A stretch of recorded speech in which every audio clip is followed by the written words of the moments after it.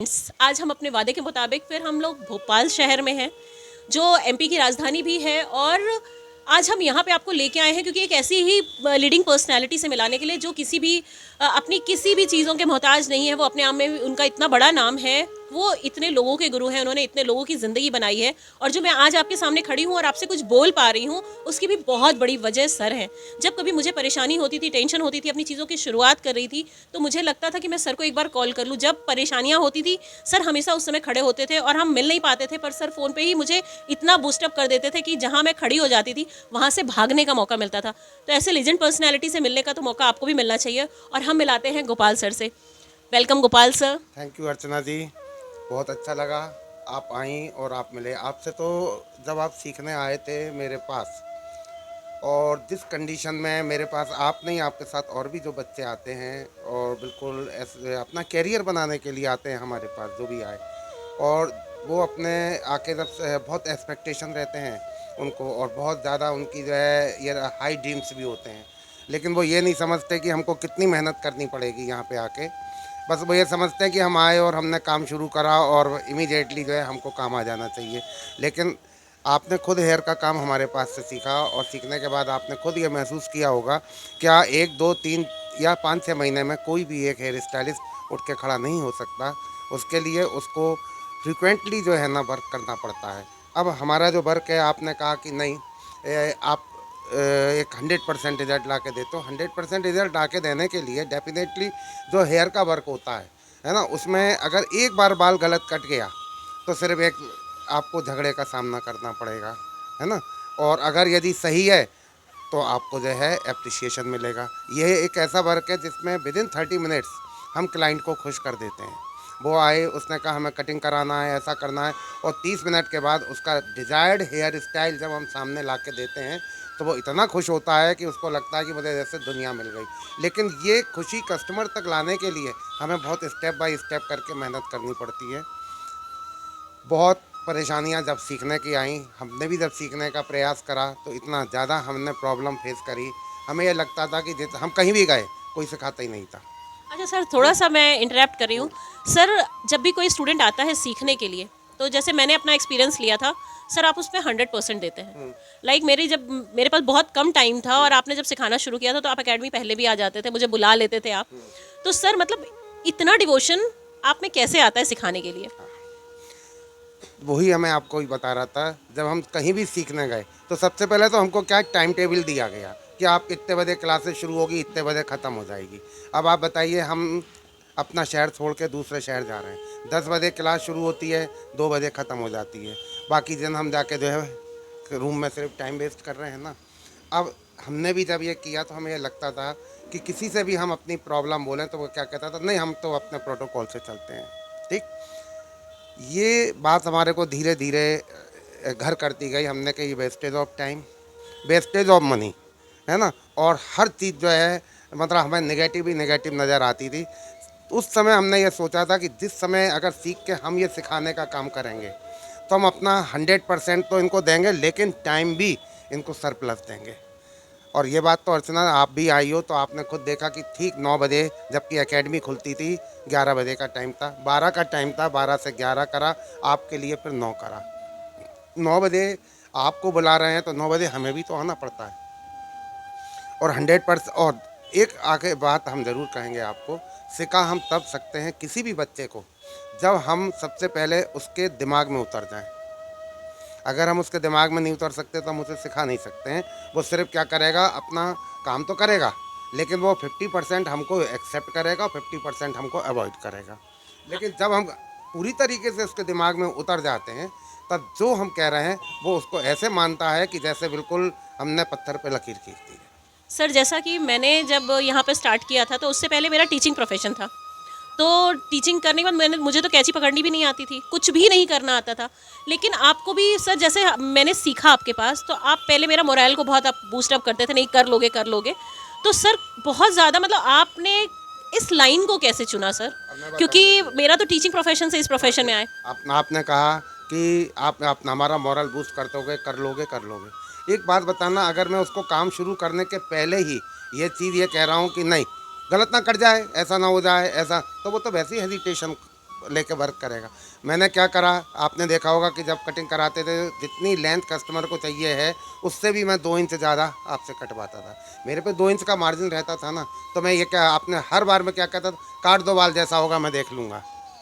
हैं, अब आप इतनी कॉन्फिडेंस के साथ जब आपको लगा मेरा टीचर मेरे पीछे खड़ा होके ये कह रहा है कि जो होगा मैं देख लूँगा, तो आपने भी क्या करा, निडर होके सीजर चलाना शुरू करा। और जब आपने निडर होके सीजर चलाना शुरू करा तो वहाँ से आपके अंदर से डर हटा तो आपने फिर धीरे धीरे जो है आपने अपने स्टेप बाय स्टेप आपके अंदर प्रोग्रेस होती चली गई और आप काम करती चली गई, उसमें कोई बात ही नहीं है। अब रही बात यह कि मैंने कैसे सीखा, देखिए कभी कभी परिस्थितियाँ इंसान के जीवन में ऐसी बनती हैं कि वो उसको समझ में नहीं आता मैं क्या करूं। ठीक, वो उस समय पे रास्ता ढूंढता है, उस रास्ते में उसे ये लगता है कि मैं ये देखूं, लेकिन फिर एक जगह पे उसको एक रास्ता नज़र आने लगता है। वहाँ पे उसको 101% अपना दे के 100% दे के मेहनत करनी चाहिए, क्योंकि कोई भी आपको साथ नहीं देगा। अगर आपके हाथ में स्किल है तो आप ये समझ लीजिए आप किसी के आगे झुकोगे भी नहीं और आपको कहीं पे भी जो है परेशानी का सामना भी नहीं करना पड़ेगा। गलत तो नहीं कह रहे? तो आपने भी यही करा। आपने जब आप आए आप भी बहुत डिस्टर्ब थे, आपको ये नहीं समझ में आता था। रोज़ आके आपके पास एक ही क्वेश्चन होता था, सर क्या मैं कर पाऊँगी? और मैं क्या कहता था, तुम 101% करोगी। क्योंकि देखिए सिखाना एक आर्ट है और काम करना एक अलग आर्ट है। जब आप काम करते हैं ना उस समय हमें कस्टमर को के हिसाब से वर्क करना पड़ता है, और जब हम सिखाते हैं ना हम आपको टेक्निक सिखाते हैं। कस्टमर आपके पास आता है एक पिक्स लेके, मुझे ऐसी हेयर स्टाइल चाहिए, ऐसी हाईलाइट चाहिए, ठीक, वो एंड रिजल्ट दिखाता है आपको, बिफोर नहीं दिखा रहा है। वो क्या दिखा रहा है? And result. अब उस एंड रिजल्ट को लाने के लिए कौन सी टेक्निक यूज़ करनी है वो हम सिखाते थे। तो जब हमने पूरी टेक्निक आपको सिखा दी तो फिर आपको काम करने में दिक्कत आनी कहाँ है? तो इसलिए आप लोग काम करते चले गए। और रही बात ये कि हम क्यों आए, हमें किस्मत ले आई थी आप सब लोगों की को सिखाने के लिए। तो सर कभी आप हेयर ड्रेसर भी बनना चाहते थे या आप सीधे आप गुरुजी बन गए? नहीं, हम कभी भी हेयर स्टाइलिस्ट नहीं थे, ठीक। और हमें एक किस्मत ने ऐसा मौका दिया। और एक बात बिल्कुल सबसे कहता हूँ, चाहे वो मैं हूँ चाहे कोई भी है दुनिया में, किस्मत या कह लो भगवान कह लो, ज़िंदगी में एक मौका तो हर इंसान को देता है, ठीक। या तो तुम उस मौके को अवेल कर लो या सो के या घूम के गुजार वेस्ट कर दो। हमें जब मौका मिला और हमें फर्स्ट मौका मिला BLCC इंस्टीट्यूट में ऐसे हेयर फैकल्टी हमारा उनने सिलेक्शन किया, ठीक। और जब हम गए वहाँ पे दिल्ली 2 महीने हमने, यू कांट इमेजिन, 2 महीने हमने बाहर बाज़ार नहीं देखा कैसा होता है। 10 से 6 हमारी क्लास होती थी, ठीक। 6 बजे आके और फिर हम जो है डमी लेके और बुक लेके जो पढ़ना शुरू करते थे और नोट्स बनाते थे। उस 2 महीने हमने रात के 2 बजे, 2:30 बजे, 3 बजे तक हमने जो है मेहनत करी, ठीक। और मेहनत करने के बाद जो है हम जानते थे ये हमको ज़िंदगी में एक मौका मिला है और यही आखिरी मौका भी है, ठीक है। अगर इसको वेस्ट कर दिया कुछ नहीं मिलना है बाद में। सर आप बिल्कुल सही बोल रहे हैं। एक्चुअली जब हम भी यहाँ पे आए थे पढ़ने के लिए और आप जब पढ़ाते थे तो घर में जाने के बाद रात रात भर मेरा यही होता है नोट्स बनाना। जब हम यहाँ से वापस गए तो मेरे पास एक अटैची भर के नोट्स थे। तो हस्बैंड मेरे हमेशा परेशान हो जाया करते थे कि इतना सारा क्या है। तो सर आज के टाइम पे एजुकेशन हर जगह मैटर करता है और आप जितना ज़्यादा पढ़ते हैं उतना शायद, चाहे वो हेयर इंडस्ट्री, एक तो सैलून इंडस्ट्री को लोग सोचते हैं कि नहीं ये बहुत कोई भी कर सकता है, क्योंकि आज का टाइम ऐसा है कि कोई भी जिनके पास पैसा है वो सैलून खोल के बैठ जा रहे हैं। तो सर इसके बारे में आप क्या बोलेंगे? हाँ अर्चना जी, आपने बहुत सही मतलब क्वेश्चन करा कि जिसको देखो वो सैलून खोल के बैठ जाता है, ठीक। They are investor.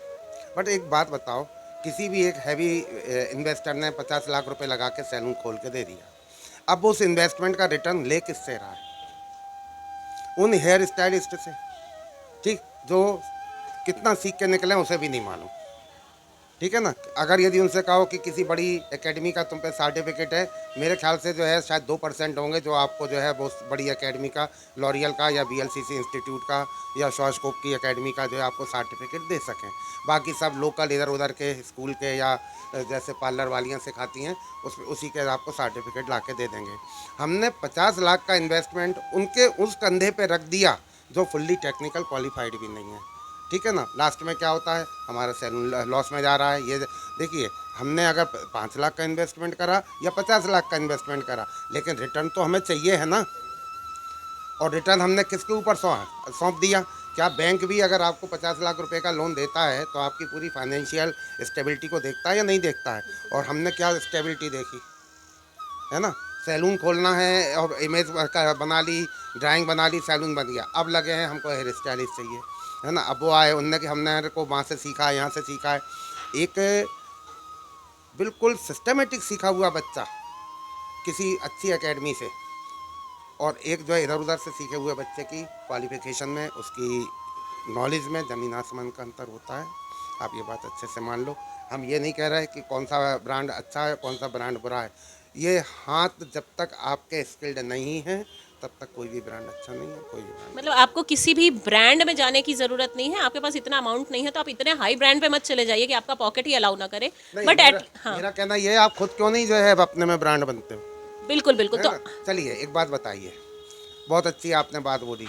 एक मेडिकल कॉलेज होता है, गवर्नमेंट को द्वारा रजिस्टर्ड होता है। वहाँ पढ़ाने वाले जो डॉक्टर होते हैं वो खुद ऑलरेडी जो है एमबीबीएस, एमडी और हाई क्वालिफाइड रखिफिकेशन रखते हैं। क्लियर? इंजीनियरिंग कॉलेज में आप जाओ तो लेक्चरर एमटेक होगा, उसने किसी एक पर्टिकुलर उसके सब्जेक्ट को लेकर पीएचडी भी करी होगी।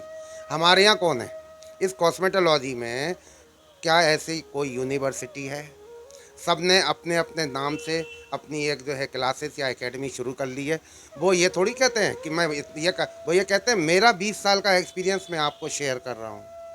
मैं कोई गवर्नमेंट के द्वारा सर्टिफाइड या व्यक्ति नहीं हूँ, या गवर्नमेंट ने मुझे रजिस्टर्ड नहीं किया है कि तुम जो है इस काम को सिखाने के लिए हम तुम्हें मतलब योग्य कह रहे हैं, या हमने तुम्हें स्वीकृत किया है। सब अपने आप में ब्रांड बने बैठे हुए हैं। जब सब अपने आप में ब्रांड बने बैठे हैं तो आप मेहनत करके क्यों नहीं ब्रांड बन सकते हो, है ना?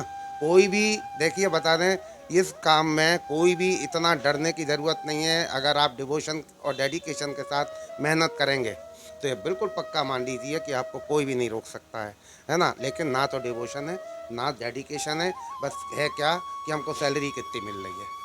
तो सैलरी लेने के लिए अपने अंदर काबिलियत पैदा करी जाती है। अर्चना, आप तो इतनी हाईली क्वालिफाइड हो। मेरे पास दुबई से 5 डॉक्टर आई थी सीखने के लिए, ठीक है ना, जहाँ मैं जॉब करता था पहले। जब मैंने पहले दिन उनको क्लास में मतलब आई वो, और मैं खड़ा था, तो मैंने कि मैं आपको क्या पढ़ाऊँ, आप मुझे ये बता दो, आप तो मुझसे इतनी ज़्यादा क्वालिफाइड हो। तो उन्होंने मुझसे एक बात कही थी, सर आप टीचर की पोस्ट पे खड़े हो, अगर आपकी 10 बात में 2 बात भी ऐसी ज़रूर आएंगी कि जो हमने नहीं पढ़ी होंगी कहीं, वो उन 2 बातों के लिए हम आपके पास आए बताइए कितनी बड़ी बात सर ने कही है और कितनी बड़ी बात लोग सोच के आते हैं। और शायद हमने लाइफ में अगर हम अपने लिए लॉयल हो गए, अगर हमने और किसी के लिए नहीं, हमने अपने लिए लॉयल्टी रखी, अपने प्रति लॉयल हो गए, तो शायद हम लाइफ में हमेशा आगे बढ़ते चले जाएंगे। सर आज के बच्चों को, आज के लोगों को आप कुछ बोलना चाहेंगे कि अपनी लाइफ को कैसे लेके जाएं? क्योंकि 90% अगर देखा जाए तो बच्चे इधर उधर भटका होता है उनका, वो सही रास्ता नहीं चुन पाते हैं। लाइफ में अगर कुछ पाना है ना, तो आप बहुत अच्छे से समझ लीजिए कि सबसे पहले मोबाइल से दूरी बना लीजिए। मैं ये नहीं कह रहा हूँ मोबाइल से मुझे पर्सनली इचिंग है। उस मोबाइल को अगर यदि आप अपने एजुकेशन लेवल को हाई करने के लिए यूज़ कर रहे हैं तो आपके लिए वो बहुत अच्छा है। अदरवाइज़ जो है जितना आपको भटकन दिख रही है ना, इसी जो है सोशल मीडिया के द्वारा दिख रही है। कुछ लोगों ने इसी से पढ़ के अपनी लाइफ बना ली, तो कुछ लोगों ने इसी में पढ़ के अपनी लाइफ बिगाड़ दी। ठीक, कोई किसी को संदेश नहीं दे सकता है। भगवान ने खुद कहा है गीता में, स्वतः प्रेरणा नहीं है तो कहाँ से हम काम करा लेंगे। मान लीजिए मैं आपसे कह रहा हूँ, आप सुबह सो रही हैं, मैं आपको कह रहा हूँ उठ जाओ। एक दिन कहूँगा, 2 दिन कहूँगा, 3 दिन कहूँगा, चौथे दिन मैं क्या कहूँगा, भैया सो, तुम्हारी ज़िंदगी तुम जानो। और वही जो है, कुछ लोग ऐसे भी होते हैं, समझे, जो एक आवाज़ में उठते हैं, कुछ लोग खुद से उठ जाते हैं। नहीं, अब कुछ लोगों से कहो जल्दी उठ जाओ तो वो कहते हैं सुबह जल्दी उठ के करेंगे क्या, सुबह तो जल्दी उठ के जो है पन्नी बीनने वाले उठते हैं। ठीक है, तो हर पन्नी बीनने वाला सुबह थोड़ी उठता है। गलत कह रहे हैं आपको। तो जिसने सुबह उठा है उन्हीं के शरीर में स्टेमिना है। एक बात और है, हमारे इस वर्क में फिजिकल स्टेमिना की बहुत ज़रूरत पड़ती है। एक पैर पे खड़े रह के करने वाला काम है। अगर यदि आपके बॉडी में स्टेमिना नहीं है तो कहीं ना कहीं आप परेशान हो जाओगे। ये अच्छे से आप समझ लो। हर वो बंदा जो इस हेयर स्टाइल को सीखने आता है, तो मेरा ये कहना है कि उसको अपने को 3 भागों में बांटे अपने टाइम को। 1 घंटा या आधा घंटा पहले अपने स्टेमिना के लिए दे, तो मतलब फिजिकल स्ट्रेंथ बहुत ज़रूरी है। बाकी का जितना वो इसके अंदर लगन के साथ काम करेगा, प्रैक्टिकल तो बहुत ज़रूरी है ही, लेकिन आजकल थ्योरी भी उतनी ही ज़रूरी है। वो समय चला गया जब लोग कहते थे इस फील्ड के लिए ज़ीरो एजुकेशन चाहिए। बिल्कुल याद है सही है आपको? सर, बिल्कुल एकदम। आपको भी यही शब्द सुनने को मिले थे, हमको भी यही शब्द सुनाए जाते थे कि इस फील्ड के लिए ज़ीरो एजुकेशन की ज़रूरत है, कोई पढ़ाई लिखाई ज़रूरत ही नहीं है। हमने फेशियल सीख ली, थ्रेडिंग सीख लिया, फेशियल के स्टेप याद करा दो, क्लियर। अब इतनी मशीनरी आई, तो वो मशीनरी कैसे चलनी है, बिना एजुकेशन के हम कैसे सीख सकते हैं। पहले ये था, उनने लिया बाल उठाया काट दिए, ठीक। आजकल जो है पूरी एक टेक्निक्स पे काम होता है। हेयर कलर में अगर आपको पूरी थ्योरी का नॉलेज नहीं है, आप समझ सकती हो कोई काम कर सकता है। अच्छा सर, हेयर इंडस्ट्री में भी अलग अलग नामों से बुलाया जाता है। कुछ लोगों को बार्बर बुलाया जाता है, नौवा बुलाया जाता है, कुछ लोगों को हेयर स्टाइलिस्ट बुलाया जाता है। सर, इसका डिफरेंशिएशन कैसे होता है? ये लोग अपनी काबिलियत से उस लेवल पे अपने शब्द को देते हैं, है ना? फ्रॉम द वेरी बिगनिंग,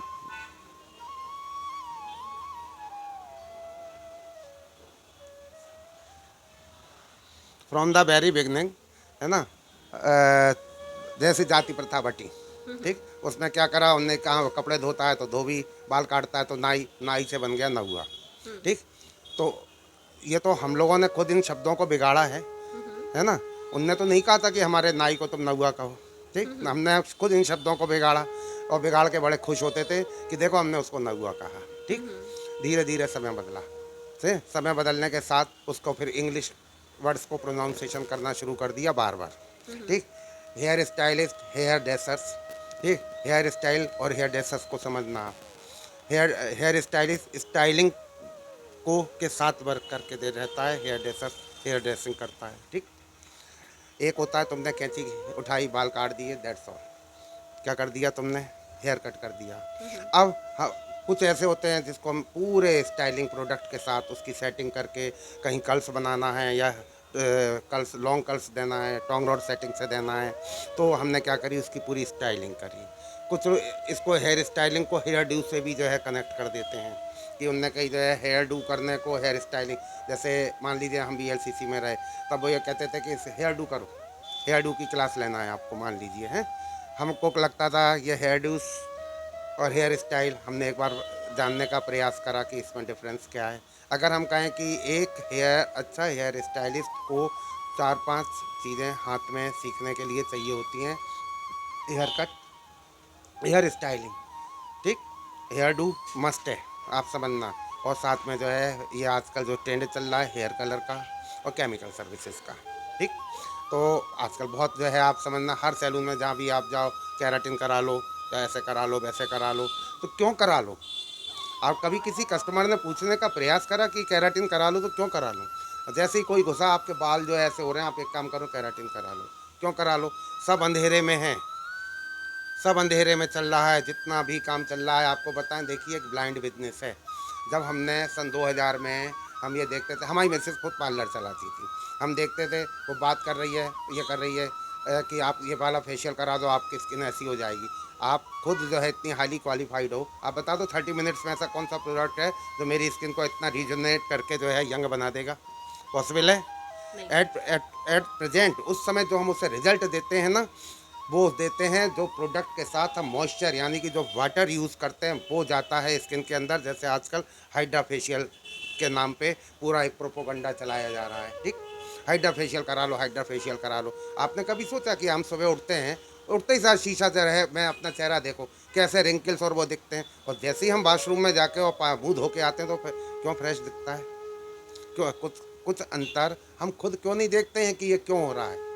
हम यही क्यों देखते रहते हैं कि दीदी क्या कह रहे सिखाएंगी, हम तो तभी सीखेंगे, है ना। हम भी एक जोशी जी थे बॉम्बे के, बहुत अच्छे बड़े कॉस्मेटोलॉजिस्ट थे, उनने हमको ये चीज़ें सब सिखाई थी। ये इस कारण जो है चेहरे पे फिर एकदम जो है जैसे एक पानी का बैलून लाते हैं, जिस समय खरीदते हैं कितना उसके अंदर पानी रहता है, बराबर मोशन करता है वो। सुबह देखते हैं तो क्या होता है, पानी कम हो जाता है, गुब्बारे में रिंकल्स आने लगते हैं, है ना। यही होता है। क्या होता है? ऑस्मोसिस प्रोसेस है ना, जिसमें रबड़ में भी उस गुब्बारे में पता है बहुत बारीक बारीक टिनी पोर्स होते हैं, उससे होकर पानी एवोपरेट होकर निकलता है। तो जब पानी निकलता है तो वो कमी हुई तो गुब्बारा पिचका हुआ, थोड़ा सा रिंकल्स दिखते। सेम कहानी हमारी भी है, ठीक। और फिर जैसे ही हम जो है हेयर वॉश फेस वॉश कर लेते हैं, हमारा चेहरा एकदम फ्रेश दिखने लगता है। क्लियर? सर, आपके लिए तो मुझे लग रहा है यूट्यूब पे एक लाइव सेशन लाना पड़ेगा जिसमें हम लोग आम लोगों को भी, बहुत सारे लोगों को बहुत सारी नॉलेज, क्योंकि हम लोग इस टाइम पे शायद आपसे वो सारी इतनी सारी चीज़ें अगर पूछने लगेंगे तो लेकिन 1-1.5 एक घंटे चीज़ लगेंगे। तो हाँ। अर्चना हम जरूर कहना चाहेंगे केराटिन ट्रीटमेंट के ऊपर कस्टमर भी अगर कराने जा रहा है तो उसको अवेयर रहना चाहिए। आप ये चीज़ समझ लो, है ना। एक रूप में आप ये मान के चलिए जितनी भी कंपनी आती हैं सब ये कहती हैं कि हमारे प्रोडक्ट में बिल्कुल भी फॉर्मल्डिहाइड नहीं है। ठीक, अगर आप बोतल को उठा के अगर आपने की स्टडी बहुत अच्छी है, इफ़ यू मतलब साइंस साइड है, बीएससी हो आप या एमएससी हो, आजकल जो है बी या बीटेक करे हुए लड़के भी सीख के ये काम कर रहे हैं। ठीक, तो आप मानना तो आप एक बार इंग्रेडिएंट ज़रूर देखो, अगर उसमें ग्लाइऑक्सिलिक एसिड है तो आप 100% जान लेना। 190 के बाद अगर आप जैसे ही टेम्परेचर 210 पे आप इसको वो करो, हर जो है टेक्नीशियन जो कंपनी का आता है वो क्यों कहता है इसको सर 210 के ऊपर जो है आप वो करो, आई नहीं। लेकिन उस टेक्नीशियन को भी नहीं मालूम है कि 210 पे करने से रिजल्ट क्या आना है। जैसे ही हम 210 पे जाते हैं इमीडिएटली वो ग्लाइऑक्सिलिक एसिड क्या करता है, फॉर्मेलिन जो है ना प्रोडक्ट करने लगता है। ठीक, और जो आपको फ्यूमिंग और सफोकेशन दिखता है ना वो उसके कारण दिखता है ना। और हम प्रॉमिस कर देते हैं कि आपके बाल केराटिन में सीधे हो जाएंगे। केराटिन से बाल सीधे नहीं हो सकते, केराटिन कोई बालों के अंदर थोड़ी जा रहा है, केराटिन तो एक लैमिनेटेड सर्विस है। जब हमने अपने सैलून में बिल्कुल स्ट्रिक्टली अपने बच्चों को सिखा रखा है 190 से ऊपर नहीं जाना है। और अगर यदि किसी को लग रहा है ये बात गलत है तो आई थिंक जो है वो एक काम करे, गूगल में सर्च करे ग्लाइऑक्सिलिक एसिड हर केराटिन की बोतल पे, चाहे वो जो है कोई भी बड़ा ब्रांड हो, ब्रांड का नाम नहीं ले रहा हूँ, किसी कोई ब्रांड ऐसा सामने लाओ मेरे कि जिस पे ये नहीं मेंशन हो। ये इंग्रेडिएंट जब है तो आप ये बिल्कुल जान लेना, वो ऑलवेज आपको प्रेफर करेंगे कि 210 पे जो है आयनिंग करो। तो वो कभी नहीं बता पाएंगे क्योंकि उन्हें भी नहीं पता है, क्योंकि वो तो क्या हुआ जॉब लगी ट्रेनिंग पे गए, उन्हें ऐसे करना है, ऐसे करना है और ऐसे करना है, क्लियर। और वो वहाँ से सीख के आते हैं, बैग रख के आते हैं और बैग रखा उनने कि सर देखना बिल्कुल मेरे बाल सीधे हो जाने हैं। नहीं, अब आपने कहा ना इन चीज़ों का ज्ञान प्राप्त करने के लिए अर्चना कहीं ना कहीं हमको बहुत सेक्रीफाइस करना पड़ता है, सीधी सी बात है, पढ़ना पड़ता है। सर आपने अपना इतना कीमती वक्त दिया और ये सच में बहुत अच्छा है, और हम लोग आपके साथ कई सारे सेशंस करेंगे, क्योंकि जब मैं यहाँ रह के सीख रही थी तो भी मुझे हर चीज़ कम लग रहा था, सीखते जा रहे हैं फिर भी हर चीज़ें कम लग रही हैं। तो सर इसके लिए हम लोग फिर से बहुत सारे सेशंस करेंगे, और अभी आपने जो हमें टाइम दिया उसके लिए बहुत बहुत बहुत धन्यवाद सर, और मिलते रहेंगे बार बार सर। आप लोगों को डिस्क्रिप्शन पे और एक चीज़ और मैं कहूँगा कि तुम मेरी बेस्ट स्टूडेंट के रूप में रही थैंक यू सर। रही तुम रही, और भी 4-5 ऐसी लड़कियां थी जितने जैसे तुम्हारी एजुकेशन बहुत हाई है, मेरे पास ऐसे ही जो है आई हायर एजुकेशन वाली कुछ डॉक्टरी डिग्री लिए हुए थी। उन सब ने मेरे को जब मैंने उनसे जब मेहनत कराई, क्योंकि मैं तो आता ही था अपना नॉलेज देने, जब मैंने मेहनत कराई मुझे आज इतनी खुशी है कि वो all are right on top, और मेरे को खुशी है सारी। Thank you sir. Sir actually आपने मुझे सिर्फ हेयर के सेक्शन में नहीं, मेरी लाइफ के बहुत सारे सेक्शंस में आपने मुझे बहुत प्रमोट किया। आज मैं यहाँ पे खड़ी हूँ, आप लोगों के सामने खड़ी हूँ, जिसकी बहुत बड़ी वजह सर और मेरे हस्बैंड हैं। And thank you Naresh sir आपको भी, and thank you Gopal sir आपको भी, जहाँ पे मैं आज हूँ उसके लिए बहुत जितना बोलूँ वो कम है। और आप लोगों को भी अगर इनसे कुछ भी नॉलेज लेना है, कुछ भी पूछना है लाइफ को लेके, स्टडीज़ को लेके, आपको हेयर सेक्शन में, स्किन सेक्शन में, क्योंकि मैंने स्किन सेक्शन का भी बहुत सारा नॉलेज सर से लिया था, सर को अरोमा का बेहद नॉलेज था। तो सर आपको पूरी अरोमा थेरेपी सर ने मुझे सिखाई थी। सर क्लासेस से पहले मुझे बुलाते थे और मुझे पढ़ाते थे। सर जिस तरह सर से मैंने सीखा, मैं चाहती हूँ मैं अपने स्टूडेंट्स को, अपने लोगों को उस तरह सिखा सकूँ। आज जिस मुहिम की तरफ हम लोग चले, हम लोग ऑल ओवर इंडिया ट्रैवल कर रहे हैं, लोगों की मदद कर रहे हैं, हमें कुछ नहीं चाहिए आपसे, बस आपका एक साथ चाहिए। आप कहीं पे भी परेशान होते हैं, आप डिप्रेशन में आते हैं, आपको किसी भी चीज़ का रास्ता नहीं मिल रहा, हम लोग हैं आपके साथ। डिप्रेशन ऑलवेज उसको आता है जो काम करना नहीं चाहता। रास्ते तो सभी के ब्लॉक हैं। जब बच्चा पैदा होता है तो उसको रास्ते खुले नहीं होते हैं। स्कूल में जाके शिक्षा का अध्ययन इसलिए कराया जाता है कि तुम पढ़ लिख के अपना दिमाग विकसित करके अपने रास्ते बनाओ। हम जब रास्ते बना ही नहीं रहे, हम पेरेंट्स को देख रहे हैं ये इन्वेस्ट कर दें, हम लेकिन मेहनत नहीं करेंगे। हम आप इन्वेस्टमेंट कर दो और वो इन्वेस्टमेंट फेल हो गया तो घर वालों के डर से और समाज हमारे ऊपर आक्षेप ना करे तो हमने एक नाटक शुरू कर दिया कि हम डिप्रेशन में आ गए हैं। बिल्कुल सही बात बोला है सर आपने। तो आप लोग भी आज के बाद कोई डिप्रेशन नहीं होना चाहिए, कभी भी ऐसी बातें सामने नहीं आना चाहिए। लेकिन अगर आपको लगता है कि आपको कुछ समझ में नहीं आ रहा, आपको कुछ चीज़ें समझने की ज़रूरत है, तो हम लोगों का एक बहुत बड़ी टीम बनती चली जा रही, बहुत सारे लोग साथ हैं। सर साथ आए, सर का नंबर डिस्क्रिप्शन में रहेगा।